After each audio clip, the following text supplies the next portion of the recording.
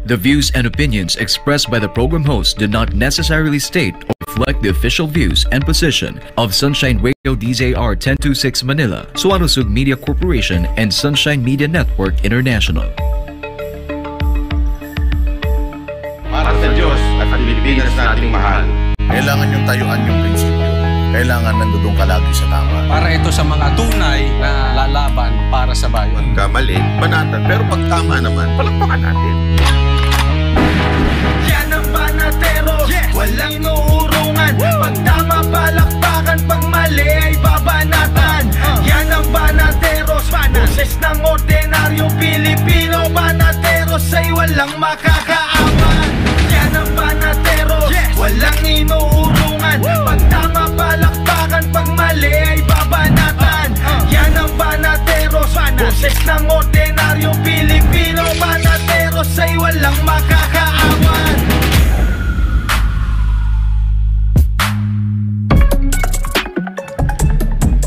Magandang gabi, Luzon, Visayas at Mindanao. Kayo ay nanunood sa Banateros dito lang sa SMNI. Ako po si Coach Oli. At ako naman po si Jay Guevara.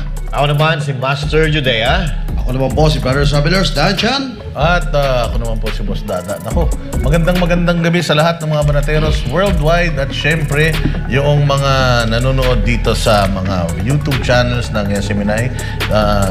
Yung kapartner mo sa balita at serbisyo, syempre yung Facebook pages ng Banateros Brothers, Coach Oli, Boss Dada, and Banat Bay Facebook pages at sa lahat ng mga nanonood sa mga cable channels ng SMNI. Magandang gabi. Nako, first time po natin na nakabalik dito sa KOJC Central Compound after nung 16 days na pagkubkob ng kapulisan. Ano na ba ang nakita ninyong mga development, Coach Oli? Balik na yung ngiti sa kanilang mukha, ano? Bata, sa totoo lang, hindi naman nawala yung ngiti sa kanila eh. Kaya kitang-kita natin kahit dumadaan sila sa unos, andyan pa rin ang kanilang joy.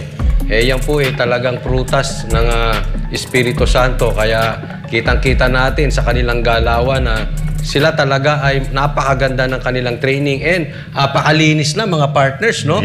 Mabango na, maaliwalas na ulit ang hangin dito, matahimik, mapayapa, you feel safe, no?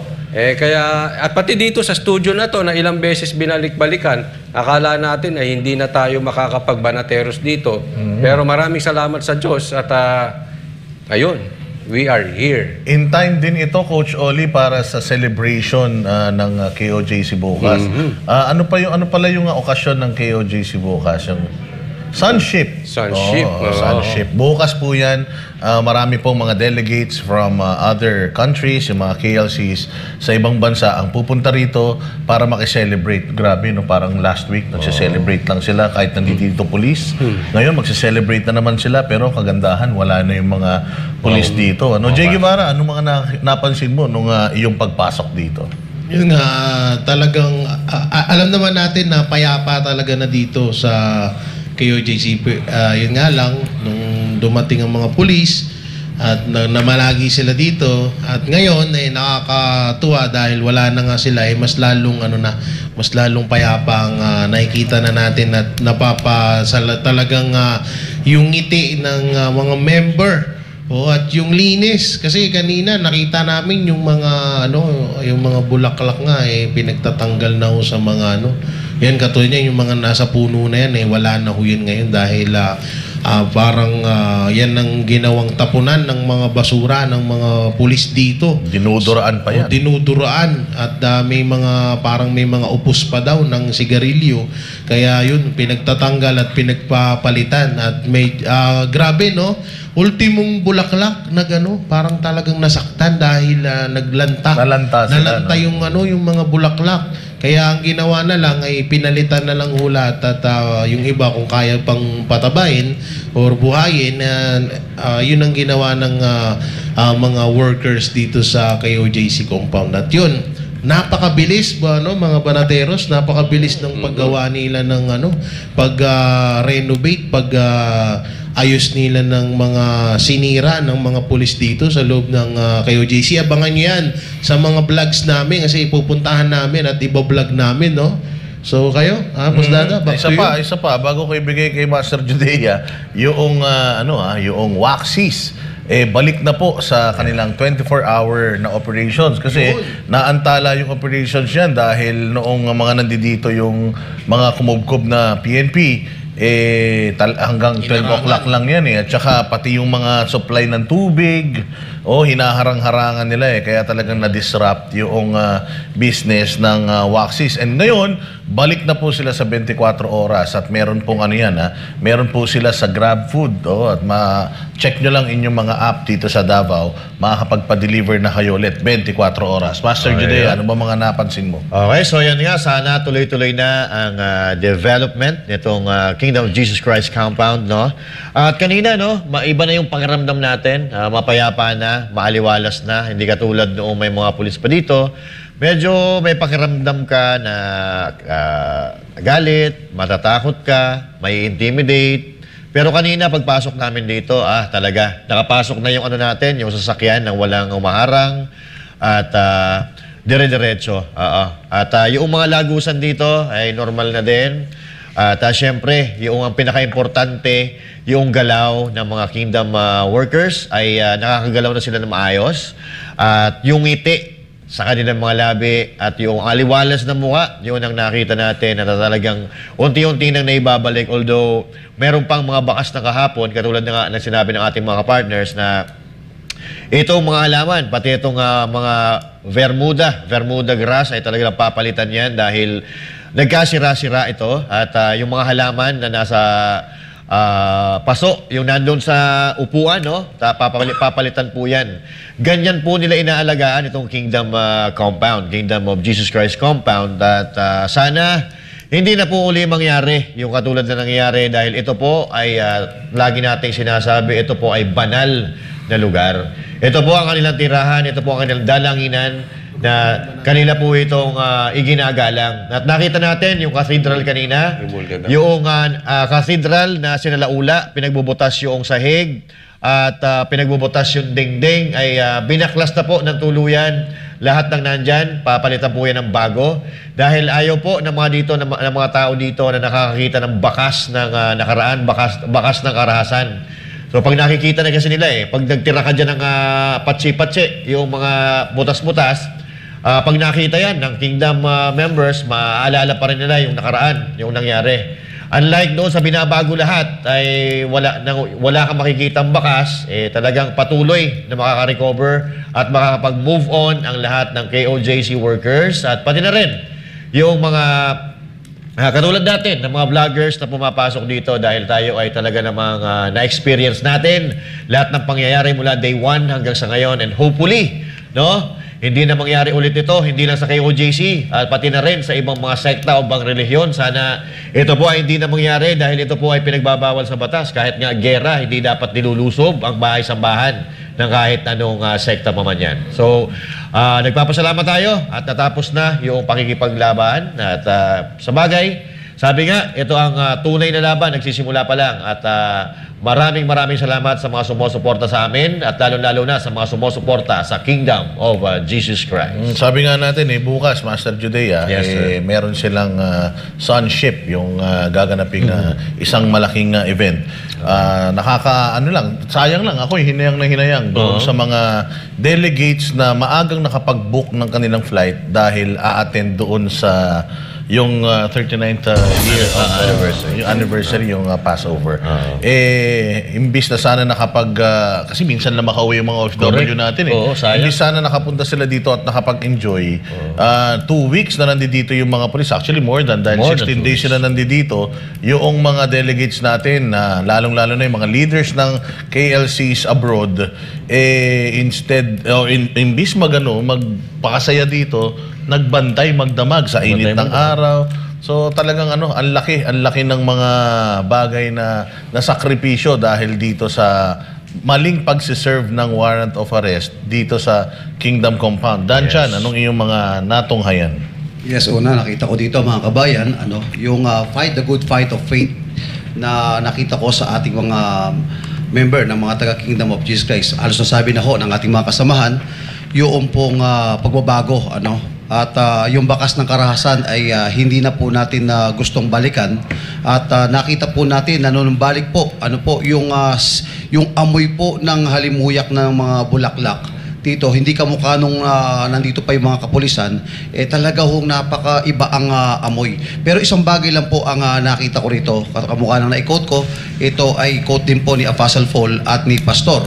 Fight a good fight of faith. Yung nakita ko po doon, ipinaglaban po nila ang pananampalataya ng mga taga-KOJC, at hanggang ngayon ay nanatili po sila dito. Again, uulitin ko po, at wala na akong masabi. Nasabi na po lahat nila ang mga observation na nakita po natin dito.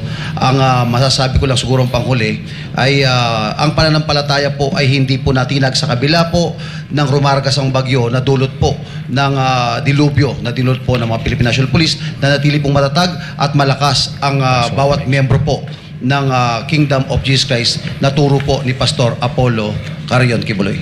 Partner. Alam mo, na-notice ko talaga dito sa kanila, bilis kilos itong mga taga-KOJC. Magklase, no? Oo, kaya nabanggit natin kahapon, sabi ko, para silang sa Japan Pagka tinamaan sila ng disaster, bangon ulit, kinabukasan, wala na yung, ay, depressed ako, saka na ako, tulog muna, wala, hindi mo nakita, kinabukasan, excited sila. Kaya ang bilis ito, ahon na to, sa tingin ko, ahon na to, kaya lang, aahon pa sila. Yung kung ano yung level nila bago dumating itong mga pulis, aahon pa sila mas mataas. Ako naniniwala ako, this is a promotion at a blessing in disguise. Malaking alam ko matatapos at matatapos din to.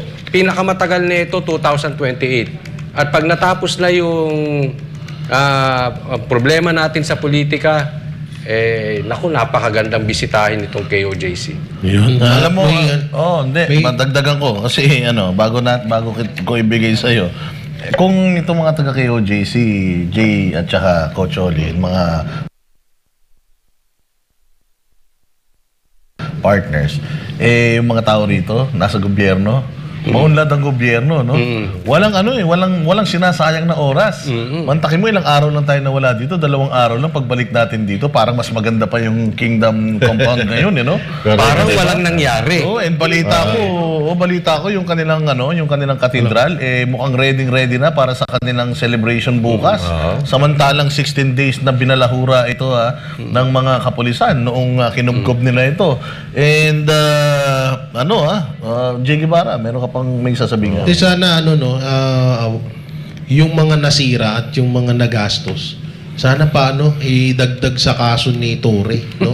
Para kasi sa totoo lang hindi naman mangyayari lahat yan. Napakaganda niyan, nakita natin yan bago sila mapadpad dito, tayo nakapunta na tayo rito 'di ba? Kaya sana yun sa kaso ni Torre yan. Sigurado naman yan. Sigurado naman tayo merong yan. Merong repercussions yung mga ginawa nila. Kasi sa totoo lang, yung nangyari dito is out of the ordinary. Sobrang hindi maganda yung pag-desecrate mo sa isang holy place. Diba? Correct yan. At ito isa sa kinabibiliban natin dito sa KOJC ay yung hindi sila nagtatanim ng galit at hindi sila nagreklamo. Bago tayo narinig, sila daw ay nagagalit, pero hindi sila nagtatanim ng galit. Yeah, nagagalit. Ngayon, magagalit ngayon. Maya-maya, wala na. So, yun nga, kinabibili ba natin dahil talaga namang hindi sila... They have all the reason para magreklamo, para buskahin ang gobyerno. Pero wala. Move on tayo. Kung ano nasira, ayusin natin. At tingnan nyo ngayon, mas maganda pa. Ang kalalabasan nito, tama yung sinabi ni Coach Oli, nang dumating yung mga pulis, sigurado ako, mas maganda pa ang kalalabasan nito. Kasi, mas pinalitan lahat Di ba? Mas maganda. Hindi naman talaga ang KOJC naman never naman talagang naging part ng pagde-destabilize sa pamahalaan Na they were just being pushed to the edge. Kaya dumating yung pagkakataon na medyo lumaban tayo at tumayo tayo. Pero itong mga taga KOJC, wala sa kanila yan kasi marami silang busy sila masyado Marami wala na silang ginagawa. panahon sa chismis, Correct. wala silang panahon sa mga na isipin yung issue ng bayan. Hindi sila apektado actually. Hindi nga nila alam yung magkano pamasahe. Hindi sila apektado sa kung actually kung itong gobyerno nga natin nagkakaroon ng mga massive na corruption. Hindi sila apektado dahil dito sa kanila walang corruption eh. Meron silang sariling mga pinagkukunan ng may mga resources sila na nagagamit para sa kanila. So sa totoo lang si pastor nga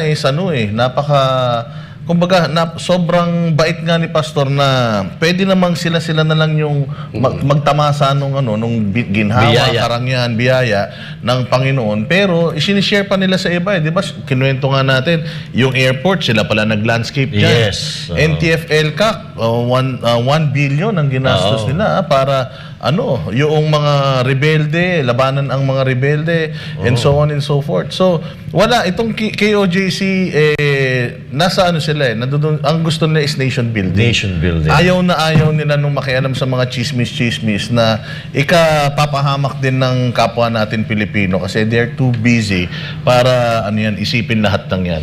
Kaya naman kinakalaban talaga ng nila pastor ang rebelde. Kaya maraming ngayon bumubelta na kampon ng mga rebelde. Di na lang natin pangalanan. Pero siguro sa viewers natin, kayo na lang magbigay ng pangalan. Alam nyo naman kung sino-sino itong mga to. Ito, dagdag ko lang, Pastor, nakita natin yung mga pictures ng mga politiko doon sa Prayer Mountain, Noong mga panahon na sila ay tumatakbo, sumisip-sip kay Pastor Apollo Kibuloy, ang dami, nagulat ako, napakarami nila. Yung iba doon, nag-tridor na, yung iba nanggamit lang, at yung iba naman, mga tahimik sila ngayon. Siguro nakikiramdam, wala pa naman silang kailangan dito kay Pastor siguro. Sana, kahit papaano, magkaroon tayo ng konting utang na loob. Dami, kitang-kita. Yung timeline dami lahat ng mga politiko. Nakita ko yung picture nung nagpupulburon. Oo, marami. Wala akong pinangalanan. Dalawa yung nakita ko dyan sa mga picture na yan. Yung iba patay na, yung iba adik na ngayon. Easy. Pero marami. Hindi naman pinangalanan Ano yun? Vlogger yung sinasabi niya.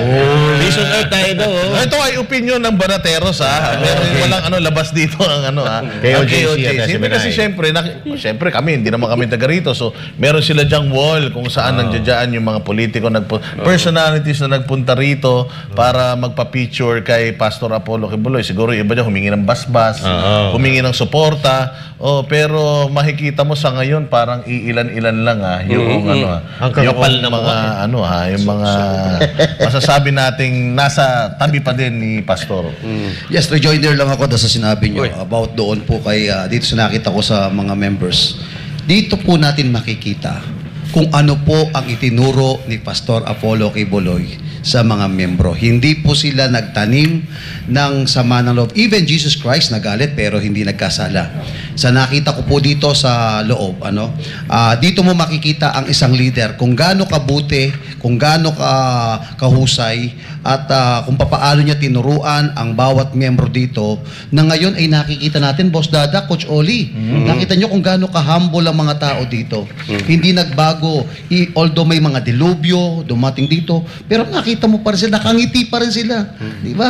Tayo lang yata mayabang dito tayo lang ang galit Dahil sila hindi galit wala na yung galit sa puso nila By the way, mga partners, meron ditong mga balita tayo nakikita na interview ni Colonel Marantan. Well, si Colonel Marantan actually nung nandito siya, isa siya sa pinaka mga approachables na mga opisyal.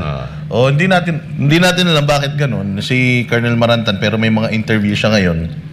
May sinasabi siya ditong mga angel of death. Pero ito, may mga biktima daw natatakot dumanong lumutang dahil malakas daw at may control si Pastor Apollo Kibuloy sa AFP at PNP. parang baliktad Parang kabaliktaran yata. Bigyan ko lang na maiksing komento yan.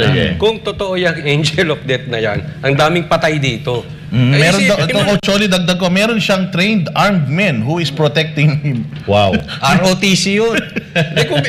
Di ba totoo? May skulahan dito sila maglalakad-lakad, naglalakad-lakad tayo, humihilik sila dyan Oo. O di ba? Tsaka kung meron. Kung may angel of death dyan, di pinagtitira sila. Correct. Ni isa nga walang namatay dyan sa kanila eh. Ni isa Sa atin pa nga may namatay eh. Sa atin pa may namatay. Ni isa walang natirga sa kanila. Ako talaga, Colonel Diba? Marantan, ha? Bait-bait pa naman. Fake Ang news. pogi-pogi pa naman sa'yo si Attorney Dinah, tapos may tira pa ilalim Tsaka pa wala. Boss Dada, nung wala pa sila dito, maririnig natin tumutunog palaka. Nung nandito na sila, puro hilik na ng mga pulis. Kaya malabo yung sinasabi nila na may mga ganyan. Kung meron mang ganyan, di pinagbabaril na kayo noon pa sa galit sa ginawa niyo sa kanila. Sa dami ng Diba? mga pang-aabuso dito. Ito pa isa, meron siyang tinatawag na angels of death. These are his protectors. Anyone who violates sa mga secrecy ay doon sila papasok to get them at kanilang families. Diyos mio, alam ko merong nagpoprotekta dito ng mga anghel. Anghel. Pero Maraming manifestations Oo. tungkol doon na may mga malalaking anghel daw di sila ditong mga nakikita na palakad-lakad dito sa compound. Pero Ito, Boss Dada, no? Boss Dada, wala pa bang na-violate? Wala pa bang na-violate sa rights ng Kingdom of Jesus Christ? Paulit-ulit yung pagba-violate ninyo, wala namang lumabas na angel of death. Tigilan nyo mga kami. Diba? I'm sorry kasi parang ano na itong chismis na to? Chismis to eh. Ang angel of death daw ay it can be a combination of both active and non-members of security forces. Sila ang miyembro. Meron akong voluntary na nag-surrender ni sa member of that, patay tayo dyan. ilabas nyo. Ilabas nyo kung sino yan. Mahirap. Walang yan. Hindi Mga na rin marites bago talaga. yan. Hindi na rin bago. Dahil yan din yung ibinabato nila sa mga Duterte, di ba?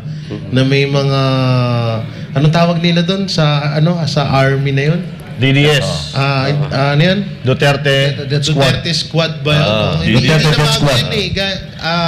Chismis to eh. Kung mapapansin nyo, kung ano yung ginagawa nila sa mga Duterte na mga ka-fake newsan at haka-haka nilang mga pinagsasabi, ganun din yung ginagawa nila ngayon sa KOJC. No, hindi talagang halos magkaparehas lang dahil yun lang naman din yung taktika nila para butasan ng KOJC o ang mga Duterte. Kaya napakalabo na yung pinagsasabi ni Maranta na yun. Baka nabulungan ni Torin na naman yan. Ito, tandaan natin Noong nandito pa yung mga pulis, ang daming naglabasan ng fake news. Samantalang, kami yung nasa loob, ang nagbabalita yung ibang mainstream media na sila ay nasa labas.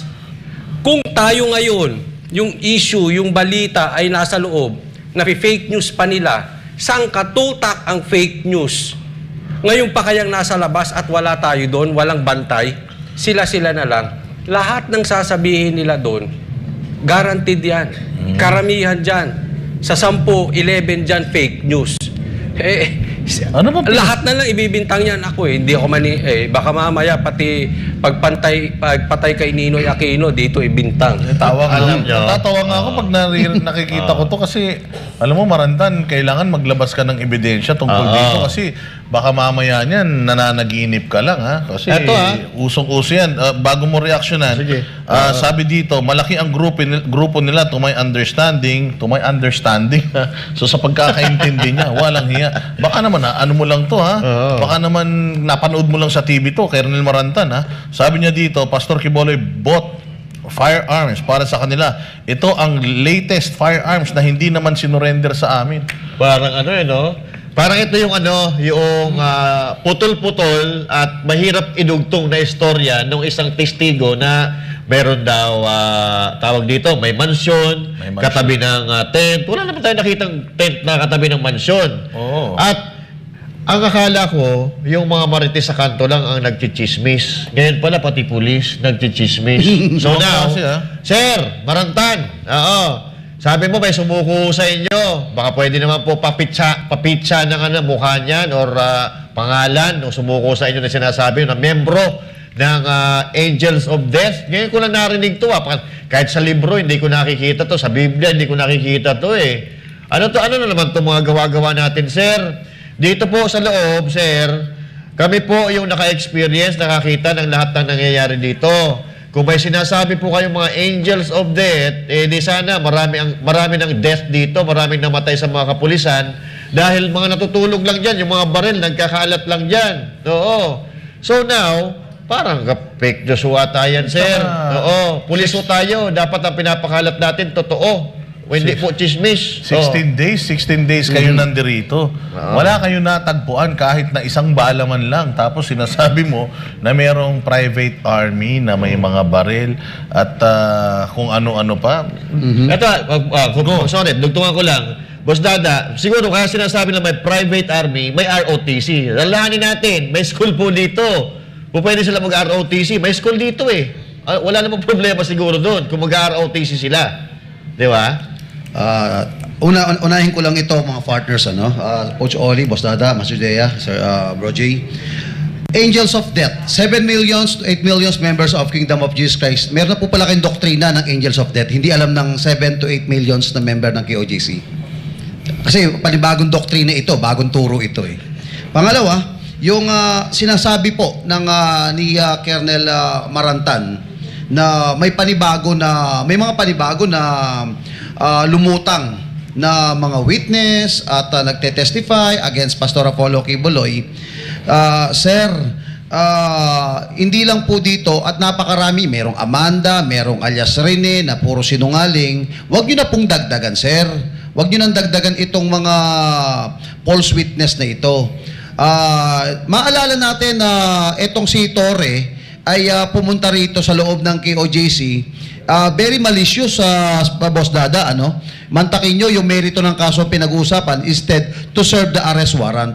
Second, at meron pa siyang binabanggit na meron siyang mga nakita rito sa loob ng compound na ini-imply niya na merong mga human trafficking, child abuse. No, wala naman. Like, di ba Coach Oli? At ito, yan natin, lilinawin ko lang, again, sa 7 to 8 millions member of Kingdom of Jesus Christ sa mga taga-KOGC, may bago na po pala kayong doktrina. Na hindi alam ng 8 millions na member po ng KOJC na may panibagong turo na o doktrina na Angels of Death. Ngayon lang natin narinig yan, Yes. Mabigat itong mga na to. At meron pa sinasabi dito si Colonel Marantan na kaya si Pastor Quiboloy daw ay vasectomized. Chismoso talaga. Ito, actually marami pa, Damay. Ano ba to? Vlogger ba to? Police? Kasi ugaling vlogger eh. Dapat nga, ang vlogger pagka nagbalita may ebidensya eh. Pag nagbalita ka na walang ebidensya, chismoso ka. At saka niya to, interview to sa isang legitimate na radio station, Pwede talagang kasuhan. Kasi Coach, inilabas niya na eh. Coach, ang kaso niyan, lilinawin ko lang at ako ipinahayag ito sa radyo, ay Cyber Libel Republic Act 10175. At Colonel Marantan, hindi ho pangkaraniwang paratang ito. Cyber Libel po ito, Republic Act 10175 ang kakaharapin nyo. Masyadong vulgar ho ito, malisyoso, walang ebidensya. May mga counts ito, yes. Kasi ilang ilang points yung niya. So, pareha sila ni Anyways, it's not up to us to talk about kung ano man yung ikakaso. Pero ang sinasabi lang natin, bilang isang pulis, kailangan, kasi may sinasabi pa siya doon na 100% sigurado daw siya na totoo yung mga kwento sa kanya. Sino ka? Sorry. Sino ka para magsabi na 100% totoo yung mga isinusumbong sa'yo ng kung sino-sino? Baka mamaya, mo lang yan bulong-bulong lang yung nakakarating sa'yo. Sino ka para magsabi na totoo ito? Ikaw ay isang polis, dapat nag-iimbestiga ka.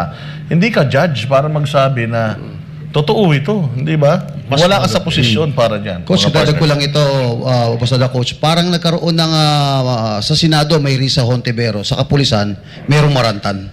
So, eto nga, Di ba? Maalala nyo, sinabi ni Torre, medyo malisyoso yung mga pinahayag ni Torre doon sa hearing. Eto, mas matindi pa sa malisyoso, tinumbok na talaga niya. Mas matindi pa pala to si Marantan, na patay-tahimik lang doon sa hearing. Binulgar na dito. Ito yung, di ba, meron tayong intel na na-receive na di umano nagkakarera itong dalawang to si Marantan at saka si Torre. Nagkakarera daw ito para sa mataas na posisyon. Kaya nag-uunahan silang makahuli kay Pastor. Hindi nila nahuli parehas. So ngayon, pagalingan sila ngayon gumawa ng istorya. Dinadaan nila sa statement ngayon. Kailangan, may mga kanya-kanya silang istorya. Kung si Torre, malisyoso lang, eto si binabanggit na talaga dito na Actually, mahirap basahin to kasi baka may mga bata nanonood. Parehas na parehas kasi ganyan ang atake ni Torres sa Senado eh. Nasa Senado tayo, makita mo, in 13 days, ang presentation niya is all about malice.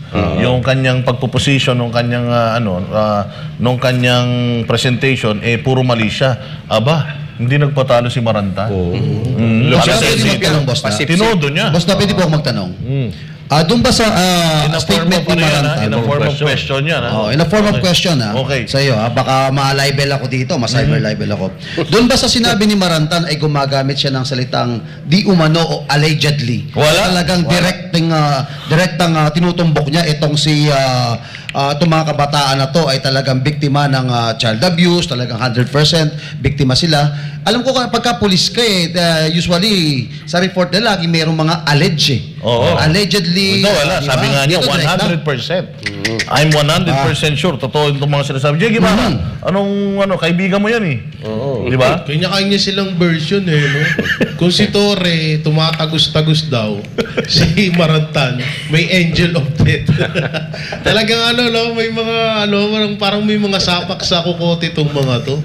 Sila ang galing nila mag-imbento ng mga salita. Bagay si ayoko muna palang banggitin. Grabe yung mga comment natin, tawa ng tawa sila. Ano mga comment? Basta ka, Master Judea ng comment. Kung ano yung mga Teka muna, bago basahin yung comment. Sige. Promote lang natin yung Waxis. Medyo nagugutom ako ngayon. Yung mga kaibigan natin dyan, kumakain. Hindi ako sa totoo lang, hindi ako makafocus. Nagbabalita tayo, sila kumakain ng Nakakainis nga eh. Kain sila ng kain. Tumitingin pa dito habang kumakagat. Nakakainis. Mahira yan. Pero kita nyo naman, kanina, sa Samal, nakasama rin natin yung mga yung mga members ng KOJC na nagsiswimming sila. Nakita natin talagang na sila, medyo nag-celebrate na sila. Ayan, kita nyo naman. Saya, di ba? Para silang hindi parang hindi sila inabuso. Sandiyan na parang wala na angel of death yan. Meron dito mga angels na malalakas kumain. Ito yung mga banateros. Ayan, nasa angel of death. Ayan ang angel. Bantakin mo, pinapalitan ko yung tubig sa dagat para malinis, para pagligo nila maayos. Ang lupit, ganyan katindi ang banateros, hindi ba? Kaya ano ba sinasabi ng mga comment dyan? Eto, akala ko si Marantan maayos, patahi-tahimik lang pala, may sungay din pala. Tapos puro mga laugh emoji ang nandito. Mga abno mula sa amo pababa. Grabe naman kayo. Ito yung opinion ng Banateros Banateros po kasi po ang mga taga KOJC, mababait po sila. Kami po ay hindi mga taga KOJC. Ano sabi? Ito yung police kanina sa balita na isang opisyal na siguradong may namatay na sa KOJC, kagagawan daw ng angel of death. Ay, ganun. Ganun pa yung imagination. Matindi ang mga ito. At saka balak pa daw magukay ulit dito. Dahil din sa angel of death na yan. Gumagamit na mo ba kayo dyan, lahat? Alam mo, yung mga dating mga kakilala ko sa Aurora Boulevard na nagra-rugby, ganito kwentuhan. Matitindi yung mga rugby boys sa amin, ganito usapan. Nag-away-away talaga sila dahil dito. Nagyayabangan sila. Ito, wala sa lolo ko. Kaibigan ko nga. Kasi meron ako kilalang nagra-rugby. Sabi niya, apoy! Tubig! Dumating yung isa kong kakilala nagra-rugby, binasaan niya ng tubig. Away sila. Ganon ang matindi yung mga rugby boy sa amin. Punta kayo dyan sa May Cubao. Marami dyan mga rugby boy. Pero panawagan. Tawagin natin si Mayor Baste kasi sabi niya, obserbahan niya lang to si Marantan So nung medyo tumahimik, Pero ngayon medyo nagkakalat na. Tingnan natin kung anong masasabi at papasa ito dito sa Davao City kay Mayor Baste. Coach Oli, may utos dito. May utos dito kasi tapos na di ba? Sumuko na si Pastor. Di ba, may kaso naman na sa korte. Para saan pa itong mga ginagawa nila? Yun meron talagang mas malaking singit ko lang ito. Sige. Parang nabudol yung mga taga KOJC kay Marantan Bakit? Alam nyo bakit? di ba, kausap ni Atty. Torion at napakabait. Sabi nga natin, ba, sa lahat ng mga opisyalis dito, itong si Marantan lang itong medyo matinu-tinong kausap. Nagpa-picture pa kayo, Oo, Tony? nagpa-picture pa. Matino naman kausap. Diba? Oo, hindi. In fairness, ha? In fairness kay Marantan. Nag-middleman siya, okay siya. Sabi ko, pag dumarating si Tori, doon lang naman na nagkakagulo, parang binubudol ho itong mga ano. Nung panahon na yon na nandito si Marantan, hindi niya sinasabing, ay, may nakausap ako dito. Mayroon kaming mga angels of death na may na-interview kaming ganito. Wala nga namatay. Di ba? Bigla na lumusok. Basta di ba? Medyo nakakapagtaka kami sa Colonel Marantan. Colonel Marantan, mukhang pati yung kaibigan mo, binudol mo. Ang sabi mo doon ayan, pakinig nito ni Master Judea. Ang sabi mo, Koyang, at nahimik ako sa Quezon At naiipit ako ngayon sa gulong ito. O, di ba? Pati na rin yung kaibigan na... Matinong kausap, sinungaling lang. Yun lang. Hindi, pero katulad ng sinasabi natin, itong mga to ay may mga mas mataas na mga opisyalis ng mga to. And I think mayroon talagang may nagkukumpas talaga at mayroong dito na ipangako sa mga ito na posisyon. Palagay ko talaga PNP chief ang naipangako sa mga ito. Kaya kanya-kanya sila ngayon ng pabibo. Yan. Jay Guevara, may sasabihin ka? Bakit kaya nagpulis tong mga to? Hindi na lang kayo naging writer. Sa mga pelikula, bagay kayo sa ganyan kasi gagaling yung gumawa ng kwento Matindi. Pero yun may pa angel of death pa kayo. Okay sana kung sa ating pa ibinasi yun Angel of death yan Pero biro mo isang police mapapaisip ng ganong klaseng imahinasyon.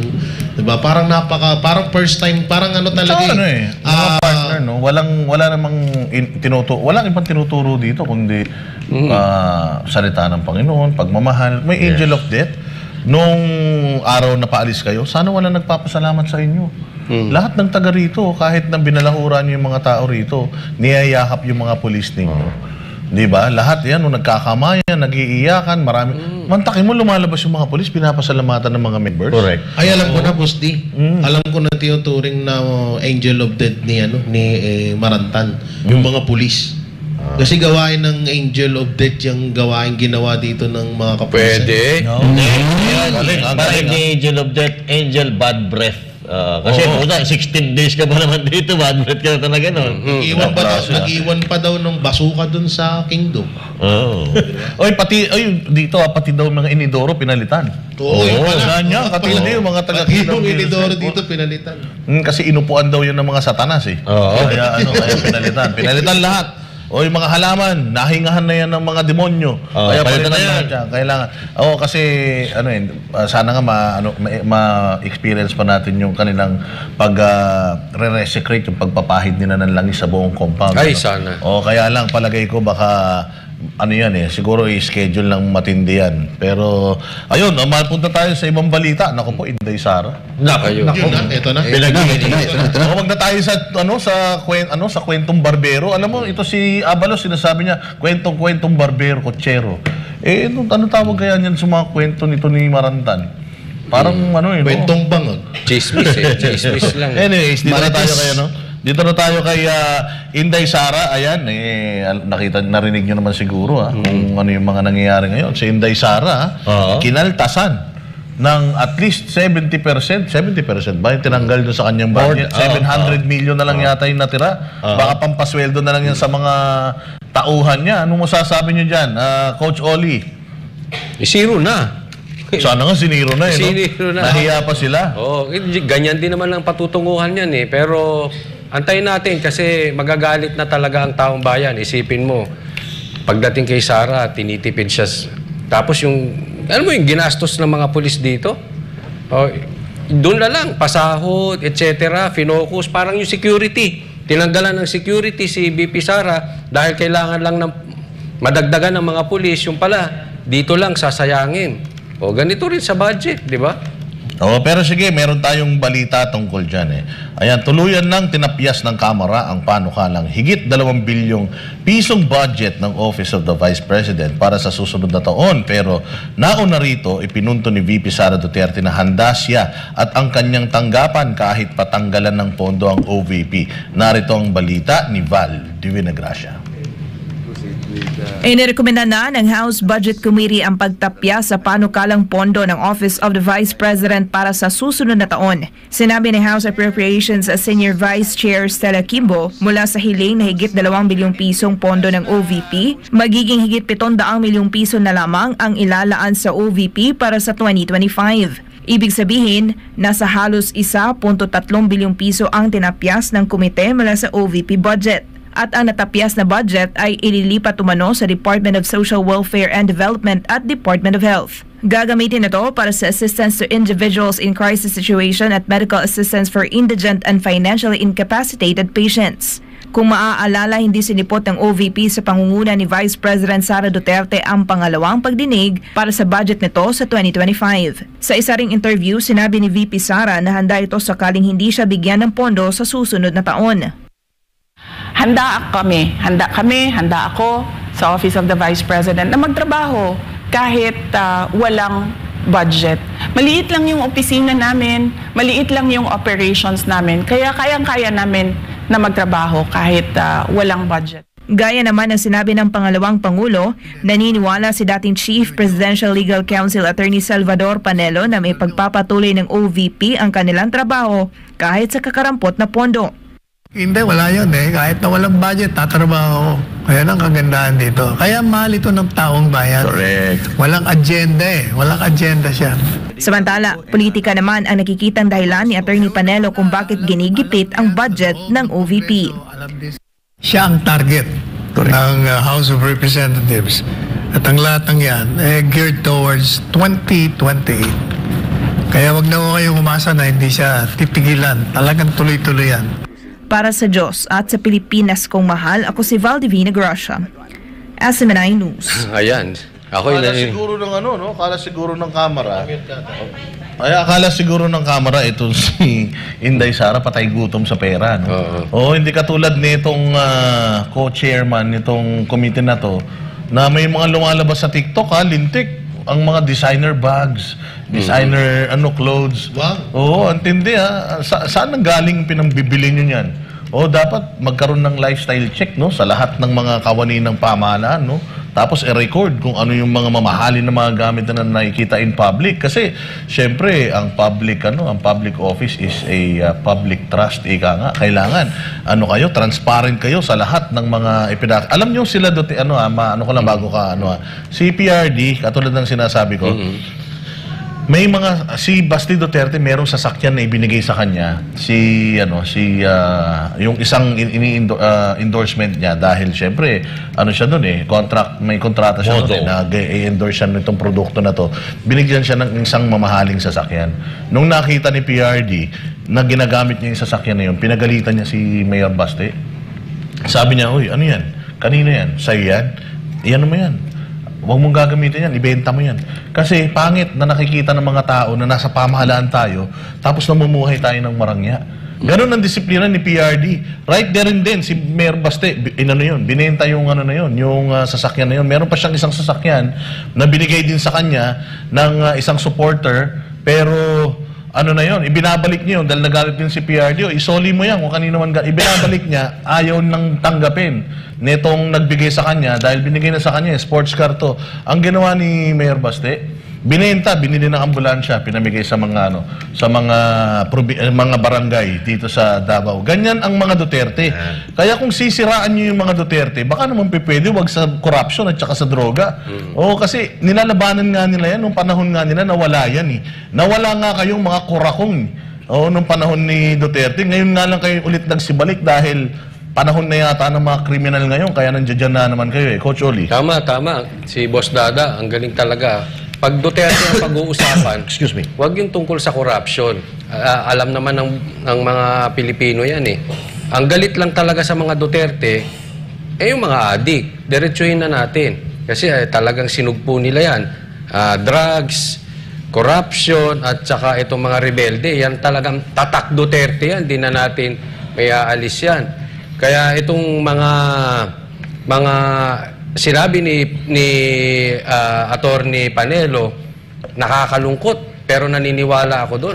Hanggang 2028 yan. Kung aabot, puro paninira kay BP Sara yan. At ang mas nakakalungkot pa doon, hindi lang mga Duterte ang sisiraan. Ang ahensya ng gobyerno ngayon, nakikita natin na mga pulis, hindi man lahat, mga kongresista, hindi man lahat, doon sila nakafocus. Marami sa kanila nakafocus para siraan ng mga Duterte at mga kaalyado ng mga Duterte. Nakakasawa na po. Nakakalungkot at nakakahinayang kasi yung perang nilulustay para dito ay talagang tumatapon. Marami nga tayong alam, binabayaran pa yung mga vloggers para lang siraan ang mga Duterte. At yan po ay well documented kasi mismo yung mga vloggers umamin. Meron pa nga kami mga video, ano dyan eh. Binabayaran sila. Taxpayers money yung ginagamit sa kanila. Tsaka madagdagan ko lang, bago natin ibigay kay Jay Guevara, saan ba nakatira si PRD ngayon? Tinan yung bahay ni PRD, sobrang simple. Tinan yung pamumuhay ni PRD, sobrang simple. Yung pananamit ng matanda, sobrang simple. Sabi nga niya nung nakausap natin siya nung nakaraan, masyadong malaki ang gagastusin ko kapag tinulungan ko pagka pumunta ako ng Maynila. Pero dahil tatakbo si Mocha Uson sa distrito 3 ng Maynila, kahit magastos, pupunta ako. So maririnig mo ba yon sa isang tao na korap? Walang problema pera pagka korap ka. Pero ito si PRD, laging bukang bibig niya na wala akong pera, Makikita mo naman talaga sa kanya na hindi talaga siya magarbo no? Kahit sa pananamit and all. Makikita mo talaga, pwede mo talaga silang siguro pagbintangan na maras sila, marami silang mga nasaktan, marami silang mga ginulpe, o kung ano man. Pero corruption, babaero, di ba? Babaero, pwede siguro. Pero pagdating sa corruption at saka sa droga, talagang hindi mo maano yan. May papansin mo sa kanilang lahat, napayak sila. Si Inday Sara, nakita mo ba nagdamit ng ano yan? Ng designer clothes yan? Sila Baste, nakikita natin. Maputol kita. Kahit simple yung damit ni BP Sara, ang ganda, no? Maganda siya. Hindi na kailangan, hindi katulad nito ni Kimbo, na kailangan pang magdamit ng maganda para magmukhang tao. Hindi lang yan, meron isa, ang ganda, alam mo, mamahalin yung suot, pero mukhang penguin, eh. Sino yan? Hindi ko Yun napapanggap yung presidente. Easy. Again ang opinion ng Banateros ay opinion lang ng Banateros. Labas po dito ang KOJC at SC Manay. Oy, Jay Guevara, anong dadagdag mo? Yun na nga yung sinasabi kanina ni Boss Dada na simple lang, talagang hindi mo, kung sila ay corrupt, dapat hindi ganun yung asta nila. Kaya nga galit na galit yung mga yan sa mga Duterte dahil nakikita ng mga Pilipino yung talagang isang politiko na naging presidente na ngayon ay yung anak ay isang vice-presidente na hindi talaga nangupit sa kaban ng bayan sa gobyerno. Kaya nga visit na visit sila dyan. At mapatungkol doon kay BP Sara sa budget, nakakatawa lang isipin na si BP Sara tinitipid nila pero si Romualdez waldas ng waldas. Tsaka ito pa, dapat kayong mga Pilipino, tayong mga Pilipino ay dapat bumilib tayo sa mga Duterte dahil biruin mo kahit wala ng pondo ang kanilang opisina ay magtatrabaho pa rin. Alam mo yun nasa screen ni Guevara. Yan ba itsura ng mga korap? Kita mo mga naka-t-shirt lang. Kamukha ko pa yung isa. Ay, kamukha mo. Wow. Yan dapat dyan tayo bumilib sa mga Duterte kahit wala na silang budget sa kanilang opisina. Magtatrabaho sila. Ang tanong, kaya ito ng mga bumabatikos sa Duterte kahit wala na silang budget sa kanilang mga opisina? Kaya nilang magtrabaho? Baka bukas sa Makalawa, bigla na lang mag-resign tong mga to. Yan ang pinaka katanungan sa kanila. Master Judea. Yan, So, tama yung sinabi ni Coach Oli kanina, na sinabi ninyo na itong mga Duterte, napakasimple. At ni minsan sa television, hindi natin sila nakitaan na meron silang mga designer clothes. Hindi katulad noong payat na taga Marikina. Ano ba yun? Congress mo ba yun? No, congresswoman yun. Ano pinangalanan mo? Napakalimutan ko yung pangalan, Si Inday Garutay. Inday Garutay. Actually, may picture dito. Hindi ko nga mabasa yung iba kasi sa sobrang designer, ang hirap basahin, di ba? Yung mga gano'n. Yung pangalan ng damit at Boshway, mga gano'n. Diyan mo makikita kung sino ang nangungulimbat. Hindi ko sinasabi nangungulimbat siya, no? Pero sa lifestyle na ganito, medyo mag-iisip ka kung saan ang gagaling. Ito ba ay mayaman na dati? Ito ba ay talagang may gintong kutsara nakasapak sa kanyang bibig? Hindi katulad ng mga Duterte. Kahit kailan, ulitin ko hindi natin sila nakitaan ng mga magagarang kasakyan, magagarbong damit, kung ano-ano pa. At ito 2 billion lang hinihingi ng Office of the Vice President, no? Hindi nyo binigay. 2 billion, 1.4 billion per day nga sa flood control. Correct. Per day. Pero tapos ito 2 billion per year, no? Per fiscal year. Pero hindi nyo ibigay. 2 billion down to 733.198 million. So ang kinaltas po dito ay almost 1.3 billion. Okay? Actually, itong ginawa nila is equivalent to zero na ito, mga kababayan. Paano magagawa ng OVP yung mga proyekto na kanilang gagawin sa susunod na taon kung ganito lang ibibigay nyo? Kasi parang ang nangyayari, ang binigay nila dito, mga kapatid, mga kababayan, ay yung pampasweldo lang ito sa mga empleyado. Ililipat daw yung kinaltas na pera, ililipat sa 2 ahensya. Anong ahensya po ito? Okay? Sigurado ba tayo na yung pera na yun malilipat dyan sa ahensya na yan? Kasi may mga instances nga na hindi natin alam. Ha? Alam ko kung anong ahensya yan. Ano yun? Kaliwa at saka kanang bulsa. Ayun! Yan, dalawa kaliwa at kanang bulsa. At uulitin natin kung noong mga nakaraang panahon, nakaraang buwan, may mga insertions na hindi natin alam, malalaman na lang natin na nabubulgar dahil sila ay nahuhuli. So now, sana naman, ang taong bayan magising na. Naiya pa kayo, hindi nyo pa siniro, no? Sana siniro nyo na lang. Alam nyo, simple lang naman to. Yan itong ginagawa nila. Una, gusto nilang ipahiya si VP Sara Duterte. Na sasabihin nila, eto, mga Duterte yan, mga siga yan dati, mga malalakas ang loob niyan, mga malakas yan sa taong bayan. Pero, tataluhin namin yan. Ipapahiya namin yan. At ang pangalawa dyan, siyempre, mawawala ng makakain yung mga sugapang buhaya sa Croco Farm. Baka yun ang ibig sabihin nila doon sa pagkakaltas ng budget ng Office of the Vice President. Pero, kahit pa paano, natutuwa tayo, mayroong kumukontra, katulad ni Marcoleta, may kumukontra, hindi lahat sumusunod. So, pero abangan natin, baka mamaya mawalan din ng pondo si Marcoleta. Pahiyang-pahiya sila doon. Doon sa sinabi ni Marcoleta, yung mga binitawan niya sa Kongreso, biglang nagsalita itong si Kimbo, sinabi niya, walang last hearing, wala namang, parang walang nag-request na i-terminate. Correct. Kaya sabi ng congressman, ngayon, meron ng request, ba't hindi mo pa i-grant? Correct. So talagang dito mo mahuhuli na talagang mga sinungaling itong mga... Tsaka ito pang-insulto to, Musdana, kasi ang binigay kay VP Sara na pondo ay kaparehas ng pondo ni dating Vice President Leni Robredo. So ano ibig sabihin nila doon? Parang, parehas lang naman kayo. So, talalahanin natin si VP Leni Robredo ay walang achievement na nagawa sa kanyang panunok. Kung meron man, hindi nagbigay ng malaking impact sa sambayan ng Pilipino.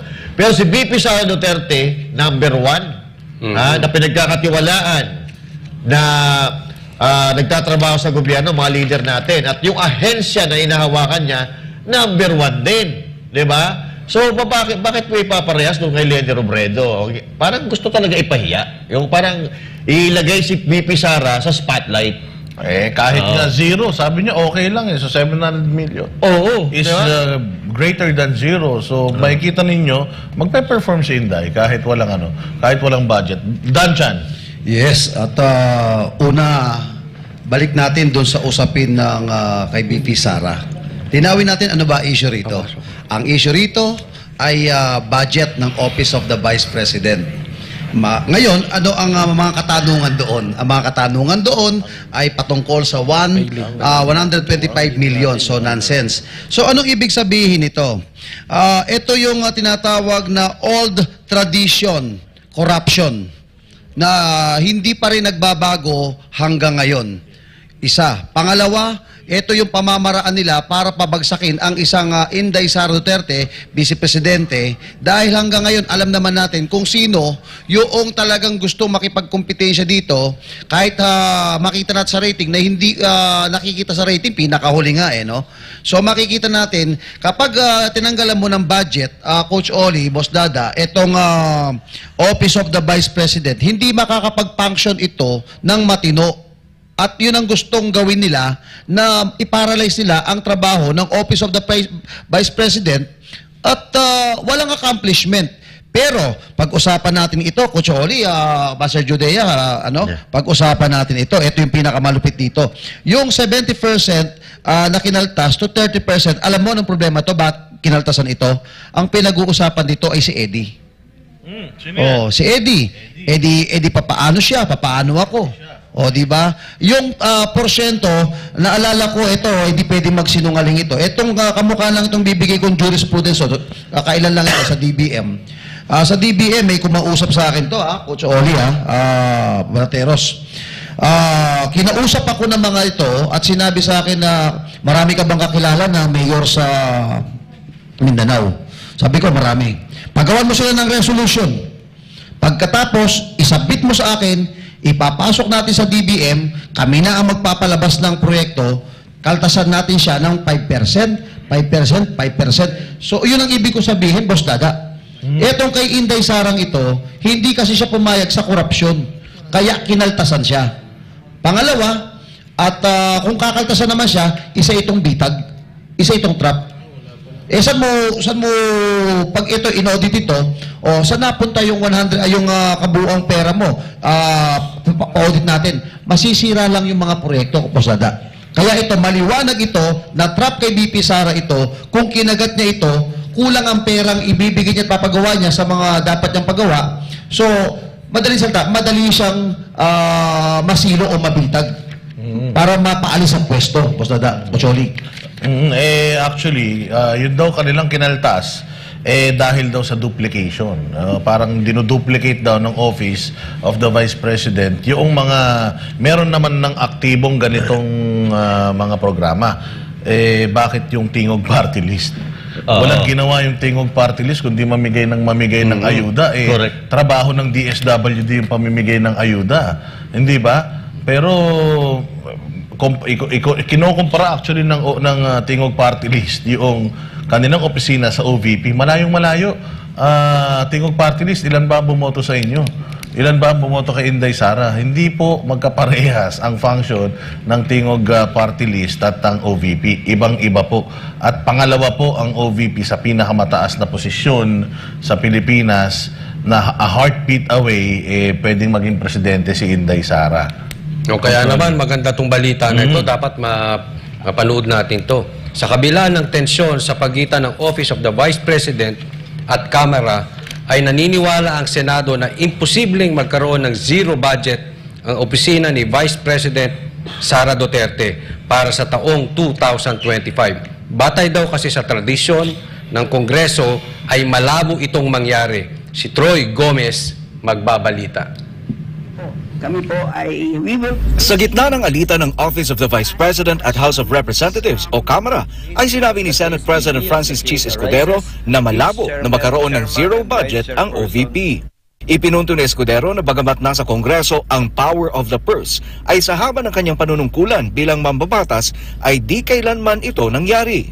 Sa Senado ay lusot na sa committee level ang panukalang budget ng OVP na nagkakahalaga ng 2.037 bilyong piso. Ngunit sa Kamara ay may mga nagsasabi na dapat itong i-defund o di kaya ay gawing zero budget. Pero ngayong Huwebes ay inirekomenda ng House Committee on Appropriations na gawing 733,198,000 pesos na lamang ang OVP budget para sa susunod na taon.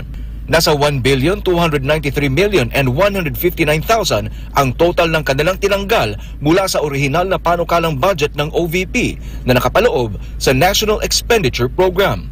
Kabilang sa binawasan ay ang OVP budget para sa supplies, personal services, financial assistance, rental expenses at utility expenses. Ang nabawas naman na budget ay inilipat sa DSWD at DOH. Kaugnay nito'y naniniwala naman si Senate Minority Leader Aquilino Coco Pimentel III at Senador Ronald Bato de la Rosa na nararapat na magkaroon ng sapat na budget ang OVP para sa susunod na taon. Sa isang mensahe sinabi ni Pimentel na ang OVP ay dapat bigyan ng sapat na budget upang magampanan nito ang kanyang mandato. Anya, ang OVP ay dapat magkaroon ng budget para sa mga tauhan, opisina, utilities, libraries, briefings, mga pulong, pagdalo sa mga conference at pagbiyahe sa parehong lokal at international. Samantala, iginit naman ni De La Rosa na kailangan pa rin ng OVP ng budget sa kabila ng pahayag ni Vice Presidente Sara Duterte na ang kanyang opisina ay makakagawa pa rin ng trabaho kahit na ganap na mawala ng pondo mula sa Kongreso. Uy, di siguro, problema. Saan ko na sweldo yung kanyang mga staff, yung mga tao sa opisina? Gayunpaman, sinabi ng senador na siya ay kumpiyansa na ang nakararami sa kanyang mga kasamahan ay susuporta sa 2.037 bilyong pisong panukalang budget ng OVP para sa 2025, alinsunod sa matagal ng tradisyon ng mga mambabatas na bigyan ng parliamentary courtesy ang Office of the President at ang OVP. Well, I am sure yung aking mga kasamahan senador will stand by the time-honored tradition to top two offices of the government, Office of the President and Office of the Vice President, ay bibigyan naman yan ng kaukulang respeto. I'm sure yung aking mga kasama nito ay for the preservation of that tradition. Ang magkabilang bersyon ng Senado at Kamara sa budget ay inaasahan na aayusin sa Bicameral Conference Committee. Para sa Diyos at sa Pilipinas kung mahal, Troy Gomez nag-uulat, SMNI News. Coach Oli? Ayun, nagustuhan ko rin yung sinabi ni Congressman Marcoleta na kung ayaw natin dun sa tao, irespeto natin yung opisina. Respect the Office of the Vice President. Alam, problema ngayon dito, astang sindikato itong mga ito. Pag ayaw nila, pagkasagabal sa kanilang pangarap, gigipitin. Kulang na lang patayin nila si BP Sara. Dadaanin nila sa panggigipit hanggat sa sumuko si BP Sara. Pero tatandaan natin, kayang patunayan ni BP Sara kahit maliit ang budget o kahit zero budget yan, mas lalo silang babalik sa kanila, lalo silang magmumukhang tanga dyan dahil sila ang laki-laki ng budget. Tungkol nga dyan sa flood project nga, laki-laki ng budget. Wala namang nangyari. Itong tingog na ito, di ba? Namigay pa ng ayuda dito si Tamba. Nilangaw. Kaya nga sabi, di ba? Ano sabi sa atin ni Mayor Baste? O bumalik ka rito, papalakpakan ka namin.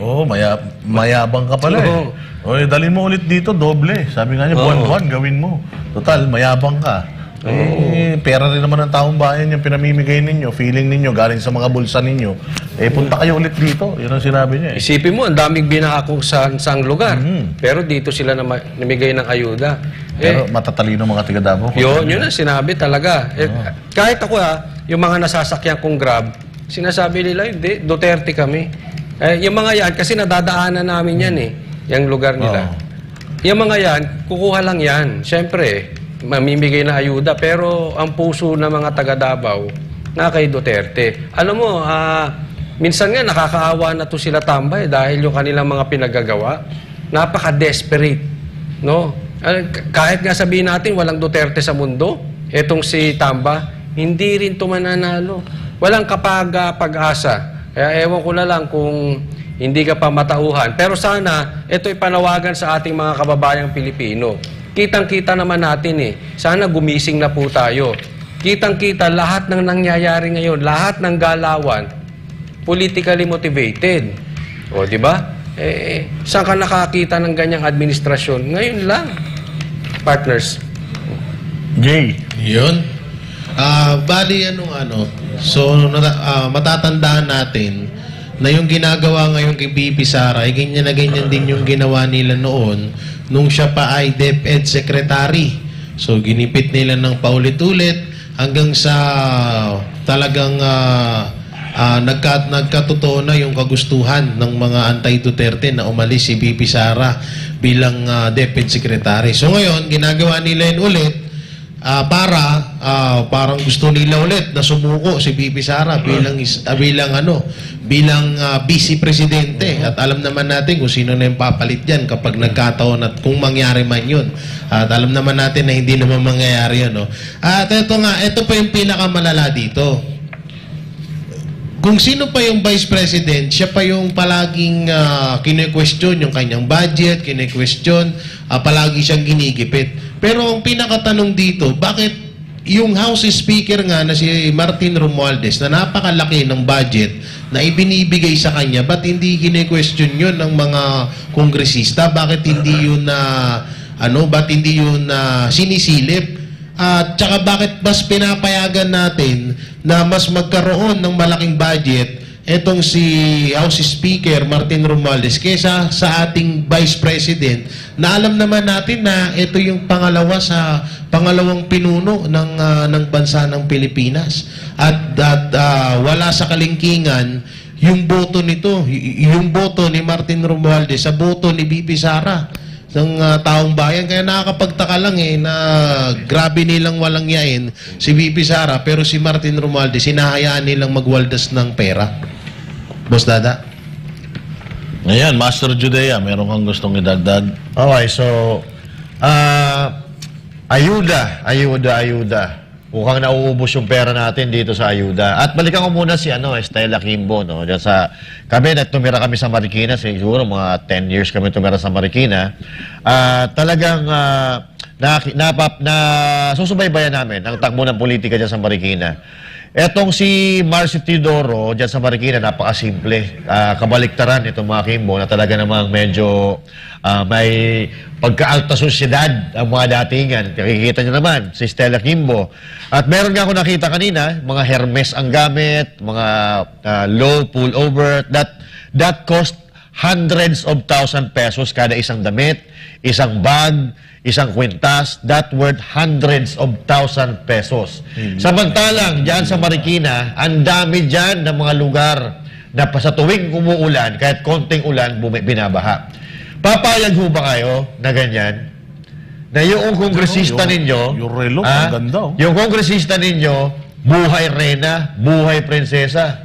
Diba? Tapos kayo, nagdidildil kayo ng asin. Hindi ko naman sinasabi na bawal ang ganyan.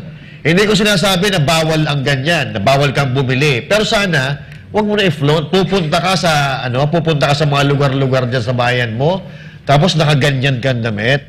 Ipapakita mo yung karangyaan, samantalang yung nakapalibot sa'yo, punong-puno ng kahirapan. Alam niyo, ito, asong-aso talaga ito ni Tambaluslos eh. Lagi naman natin nakikita. Yung paling niya, lagi nandun kay Tamba. Dahil ito yung tradisyon nga ng Kongreso sa pagbibigay ng budget sa Office of the Vice President na dapat ay binibigyan ng kortesiya, ay wala, tinanggal na talaga nila. At yung unang kinagalit ni Marcoleta, binibigyan dapat ng kortesiya ang Office of the Vice President when it comes to budget. At minention pa nga ni Congressman Marcoleta yung mga nagdaang Vice President na hindi naman nahirapan sa pagpapasa ng budget. Pero bakit dito kay BP Sara? Dahil siya ay Duterte? Dahil siya ay kumukontra doon sa gusto ninyong mangyari? Dahil hindi siya umaayon doon sa mga kabulastugan na pinagagawa nyo, yan ang ginagawa nyo. Binisto yung scam nila. Dahil binisto yung mga scam ninyo na hanggang ngayon, marami pa tayong aabangan kay BP Sara Duterte dahil meron pa mga ibubulgar si BP Sara Duterte na worth billions of pesos nanggagaling sa kaban ng bayan. Tapos sasabihin nyo, naninira lang si BP Sara Duterte. Wow! Complete ang dokumento na pinapakita ni BP Sara Duterte. Kaya kayong mga Pilipino, huwag kayong magtanga-tangahan, huwag tayong magbubobobohan, huwag tayong magbulag-bulagan. Dahil maliwanag pa sa sikat ng araw na tayo ay binabalasubas ng mga dambon, na mga kroko na ito. Tandaan natin, 2 taon na sila. Meno na ba sila nagawa sa ating bansa? 2 taon na sila, pero wala pa tayong nakukita na proyekto na magbibigay ng malaking impact, lalo-lalo na sa mga ordinaryong Pilipino. Nakakagalit ito mga kababayan. Kaya kung tayo ay hindi magsasalita, imbis na umangat ang bansang Pilipinas, wala tayong pupuntahan kundi tayo lulubog. Totoo yan. Walang bagong kalsada, walang bagong ospital, walang bagong mga infrastructure. Pero punong-puno po tayo, halos buwan-buwan, merong mga bilyong-bilyong ayuda na ipinamimigay sa mga Pilipino. Kaya yan ang legacy nitong gobyernong ito, ang magbigay ng ayuda at magbigay ng limos dahil ang tingin nila sa mga Pilipino, mga peasants. Yes, Boss Dada. At alam niyo po mga kababayan, nais ko lang pong ipaalam sa inyong lahat, Bro Jay, Coach Oli, Boss Dada, Master Judea, ito hong lamesang ito, dito ho sa studyong ito, dito ho natin unang narinig ang sinabi ni PPRD. Ano sinabi ni PPRD nito? Ang pinaka-corrupt na ahensya ay ang Kongreso. Dito po, kasama si Pastor noon, dito yun. Nanonood kami sa Gikan sa Masa para sa Masa. Ngayon, tayo naman ang babalik. Dito rin nabisto at inilabas ho yung tinatawag na Concurrent Resolution number 10. Ano ba itong Concurrent Resolution number 10? Na inadapt po ni Senator Ping Lacson na kung saan certification by liquidation. Nako. Kaya ito ang tanong mga kababayan. Yes, nabisto to. Ngayon ang tanong, kung sila ang nag-approve ng mga budget ng Office of the President, Office of the Vice President, at lahat ng ahensya, ang tanong, sila ba na mga kongresista, yung mga budget nila, Coach, paano kaya natin malalaman yung tamang proseso ng paggamit nila? Abay, may isang kongresista na hindi pa pinakita ni, ano pangalan ng bagyo? Bagyong Katrina ba yun? Noong nakaraan? Di ba? Sa Pampanga. Yung pinagawa ni Congressman Don Gonzales, Majority House Deputy ni Tambaluslos, nakita mo, nagre-renovate sila sa Kandating. Etong si Congressman, ito makita ko lang yung mga perang ginagastos po to. Region 3, Pampanga, Arayat, Pampanga. Anong nangyari? Naging viral ito. Di pa tapos yung proyekto, bumagsak na. Kasi sabi standard. So, uulitin ko, kung binabalatan niyo po si Inday Sara, ay marapat din po nating malaman ito mga kababayan. Itong isyong ito, saan napupunta ang pera ng taong bayan sa mga kongresista. Kasi kung talagang matino ito, i-abolish na ito concurrent resolution. Kung meron mang isa na kongresista na magsasabi, ako tatayo ako dyan, tatanggalin natin yan. Baka ho, ay talagang palakpakan po namin. Pero hanggat wala hong tumitindig at mag-aalis sa concurrent resolution number 10 na to, makita mo talagang may certification sila para gumastos. Ang lakas nilang bumira kay BP Sara, pero yung mga ginagastos ng mga kongresista, liquidation by certification, nagja-justified na hindi natin alaman, pero pera ng taong bayan, Boss Dada, ang ginagastos. Tama. Coach Oli. So ngayon, ang tanong ko, challenge natin ang mga kongresista. Kaya nyo bang magpagawa ng website ninyo na yung lahat ng inyong mga budget, kasi ang taong bayan nag-aanap ng budget nyo, pag inanap sa Google, kung pangalang Congressman Boss Dada, Congressman Coach Oli, at Congressman, halimbawa lang ito makikita mo doon yung kanilang mga pangalan. Hindi na gagawin yan. At lalabas doon. Alam niyo bakit? Doon aasenso ang Pilipinas. Kasi bakit? Transparent. Takot sila sa transparent. Naman yun, kapag nagawa sila ng website, ang mahal ng magpagawa ng website, ilang bilyon yun. At least transparent naman tayo. Bitay na lang. Oo. Pwede. Sabi ni Pastor, pag si Pastor to sinabi niya, naalala nyo, kung alam mo, sabi niya, dapat mga ganyan, kung ako ang presidente, sabi ni Pastor, kapag ang politiko nagnakaw at napatunayan na ako, dapat barilin sa luneta. Sinabi ni Pastor yan. Kung ganyan ho, kung ganyan ho ang pananaw ng isang tao, ay sasaluduhan ko. Bakit? Sa ibang bansa nga, pag sa Japan nga, Boss, tama ba? Lagi ka na sa Japan, Boss Dada, Coach Oli. Sa Japan yata, pag official sa Japan, pag naparatangan pa lang, bumababa na. Diba? Pero dito, naparatangan na, pakapalan pa ng muka. Sila pa nagbibigay ng budget. Exactly. Katulad ng sinasabi natin, dinala sa DOH at sa DSWD yung bulk ng pera dahil daw duplication, okay lang naman yun, walang problema.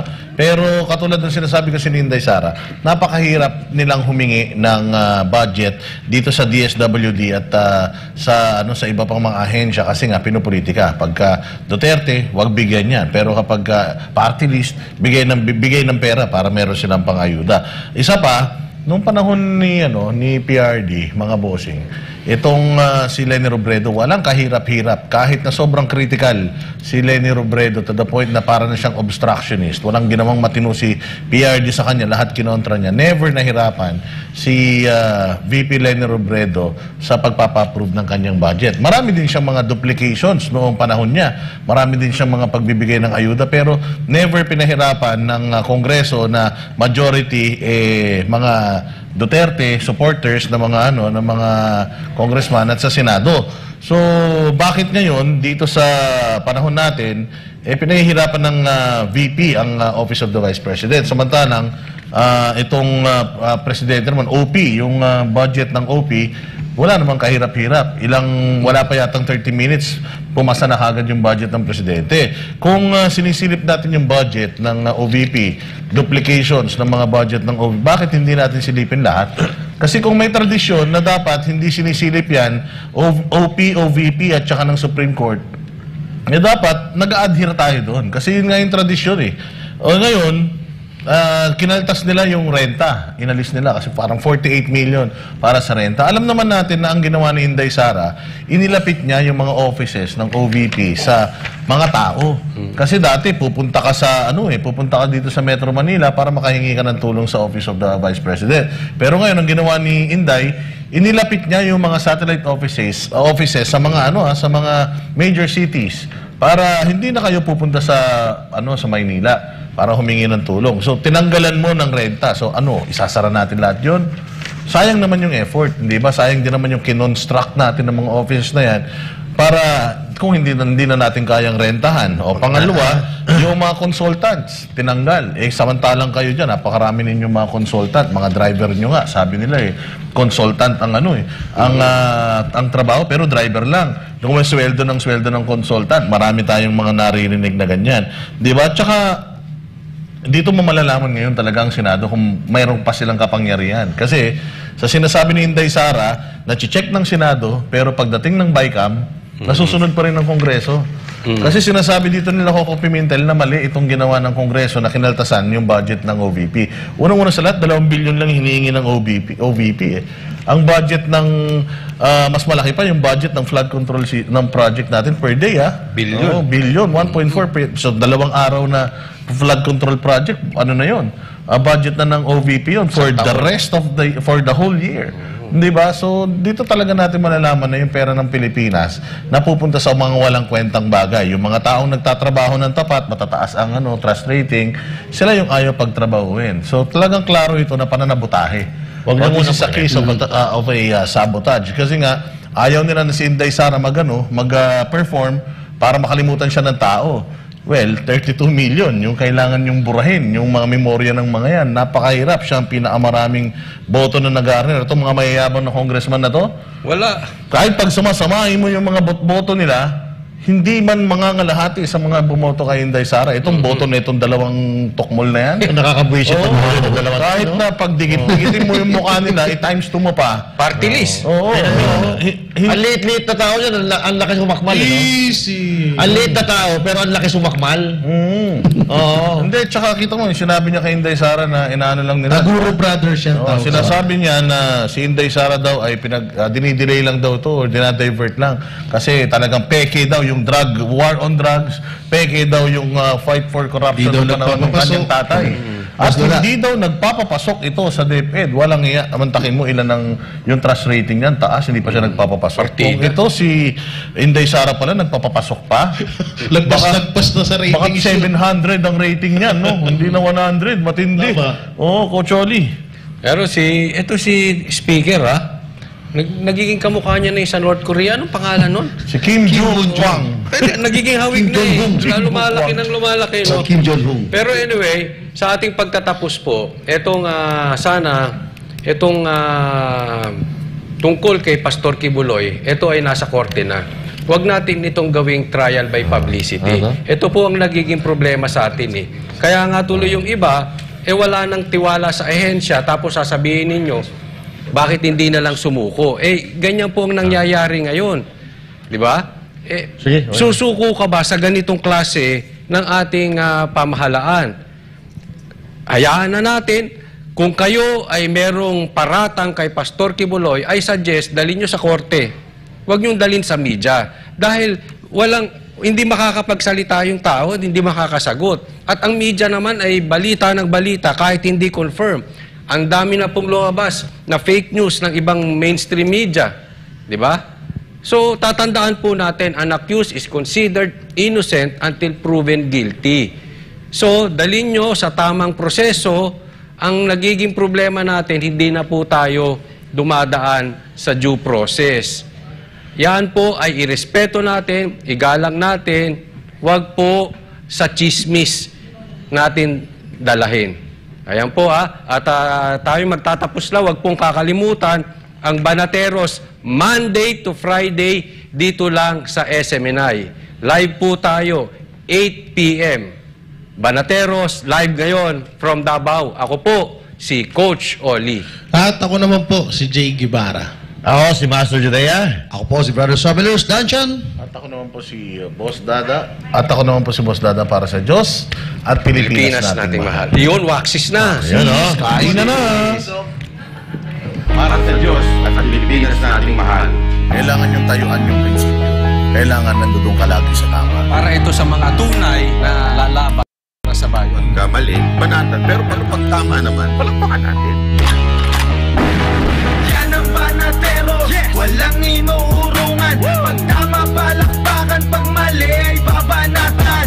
Yan ang Banateros, boses ng ordinaryong Pilipino. Banateros ay walang makakaawan.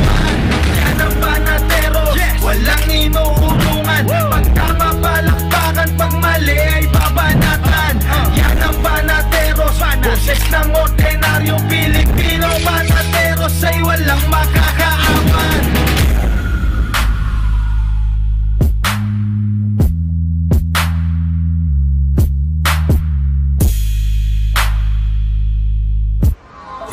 Subscribe to SMNI News Channel and turn on the notification bell to keep you up to date. Also visit our official social media accounts and join our community on Viber and Telegram.